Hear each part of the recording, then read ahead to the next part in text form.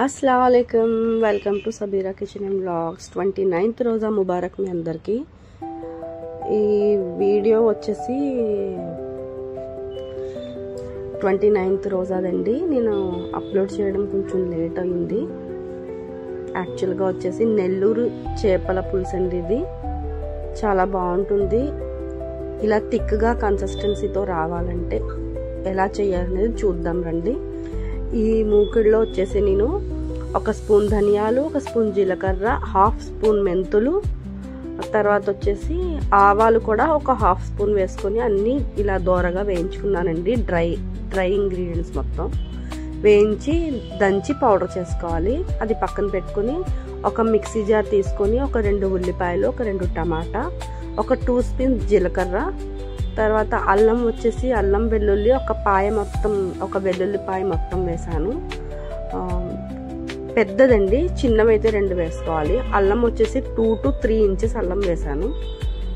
అలా అల్లం వెల్లుల్లితో పాటు ఉల్లిపాయ టమాటా మిక్సీ చేసుకున్న దాన్ని 4 స్పూన్స్ ఆయిల్ వేసుకొని, ఆయిల్ వేడెక్కిన తర్వాత ఈ మిక్సీ చేసిన జార్లోది పేస్ట్ వేసుకొని వేయించుకోవాలండి 5 మినిట్స్। 5 మినిట్స్ వేగిన తర్వాత ఆయిల్ అంతా మీకు పైకిలా తేరుతుంది కదా। ఆయిల్ ఎప్పుడైతే పైకి వస్తుందో అప్పుడు పసుపు, కారం వేసుకోవాలండి। ఉప్పు అయితే నేను ముందే వేసుకున్నాను వేయించినప్పుడే। ఆ పేస్ట్ వేసినప్పుడే కొంచెం కళ్ళుప్పు వేసుకున్నానండి। టేస్ట్కి తగ్గట్టు మీరు వేసుకోండి। పసుపు కారం వేసిన 2 మినిట్స్కి నేను వచ్చేసి చేప ముక్కల్ని యాడ్ చేసుకున్నాను।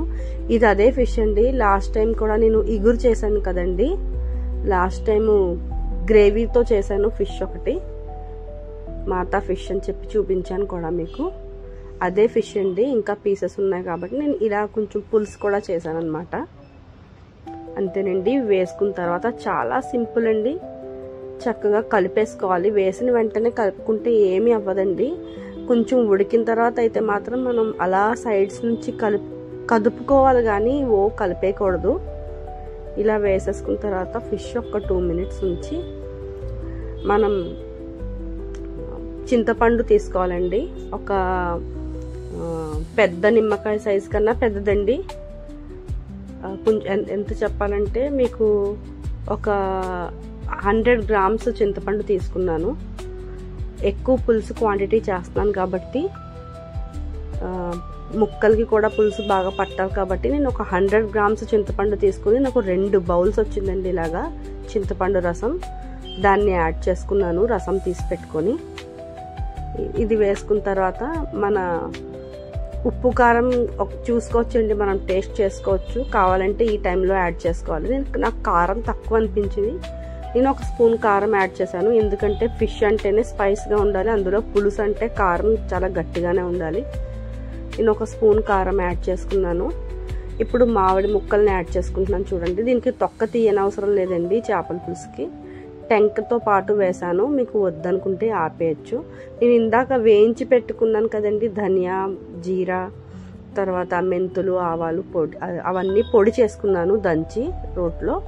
ఆ పౌడర్ని సగం వేసానండి। మామిడి ముక్కలు వేసిన తర్వాత 1/2 పౌడర్ ముందు వేసుకున్నాను, 1/2 దించే ముందు వేసుకుంటానండి, మిగతా 1/2 వచ్చేసి స్టవ్ ఆఫ్ చేసే ముందు వేసుకుంటాను చూడండి। చాలా దంచుతుంటే ఆ ఫ్లేవర్ చాలా బాగుండిందండి। ఇది నెల్లూరు స్టైల్ వాళ్ళే చేస్తారు। నాకు కొంచెం థిక్నెస్ ఎక్కువ అనిపించి 1/2 గ్లాసు వాటర్ చూపిస్తున్నాను చూడండి। అది గ్లాస్ పెద్దది కాబట్టి అన్నిసార్లు చూపించాను। 1/2 గ్లాసు వాటర్ నేను యాడ్ చేసుకున్నాను। తర్వాత మూతలా సైడ్కి పెట్టుకున్నాను। 4 వంకాయ ముక్కలు వేసుకున్నానండి। నాకు చేపల పులుసు అంటే బెండకాయ ముక్కలు, వంకాయ ముక్కలు, ఇది మన స్టైల్ అండి, ఆంధ్ర స్టైల్లో యాడ్ చేస్తాను, కానీ ఇందులో కూడా నేను వేసాను, చాలా బాగుంటుంది। ఆ వంకాయ ముక్కలకి చాలా మంచి ఫ్లేవర్ వస్తుందండి చేపల పులుసులో వేస్తే, అందుకని వేసాను నేను। బెండకాయ వేయలేదండి, ఇంకా నా దగ్గర లేవని వేయలేదు, ఉంటే ఖచ్చితంగా వేసేస్తాను నేను। అంతేనండి, చాలా బాగా మంచి అరోమా, మంచి స్మెల్ అండి। పులుసు ఉడుకుతుంటే ఆ స్మెల్కి ఆకలి వేసేస్తుంది, అంత మంచిగా కుదిరిందండి। మీరు ఈ స్టైల్లో తప్పకుండా ఒకసారి ట్రై చేయండి। చూసారా ఆయిల్ అంతా సైడ్స్కి ఎలా వచ్చిందో, ఇలా పర్ఫెక్ట్గా కుక్ అయిందని మీనింగ్ అండి। ఇలా ఆయిల్ పైకి తేరిందంటే, ఆయిల్ కూడా నేను చాలా ఎక్కువ ఏం వేయలేదు అసలు। చేపల పులుసు అంటే దగ్గర 4 to 5-6 స్పూన్స్ వేస్తారండి, ఇగోండి స్టవ్ కట్టే ముందు మిగతా పౌడర్ని కూడా నేను యాడ్ చేసుకున్నాను. నేను ఆయిల్ వచ్చేసి ఒక 3 స్పూన్స్ వేసాను అంతే. ఇవ్వండి ఇలాగ ఒక గేర్ ఇచ్చుకోవాలండి, ఎందుకంటే మనము స్పూన్ పెట్టి కదిపేస్తే ముక్కలు విరిగిపోతాయి. అయిపోయిందండి, స్టవ్ కట్టేశాను. కొంచెం కొత్తిమీర, కొంచెం కరివేపాకు రబ్బలతో గార్నిష్ చేసుకున్నానండి. అంతేనండి, అయిపోయింది మన ఫిష్